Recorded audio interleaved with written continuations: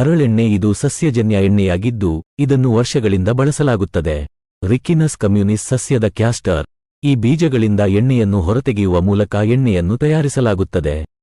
ಹೀಗಾಗಿ ಇದಕ್ಕೆ castor oil ಅಥವಾ ಹರಳೆಣ್ಣೆ ಎಂದು ಕರೆಯಲಾಗುತ್ತದೆ. ಈ ಎಣ್ಣೆಯು ಅನೇಕ ಪ್ರಯೋಜನಕಾರಿ ಅಂಶಗಳಿಂದ ಸಮೃದ್ಧವಾಗಿದೆ. ಆಯುರ್ವೇದದಲ್ಲಿ ಈ ಎಣ್ಣೆಯನ್ನು ಬಹಳ ಉಪಯುಕ್ತವೆಂದು ಪರಿಗಣಿಸಲಾಗಿದೆ.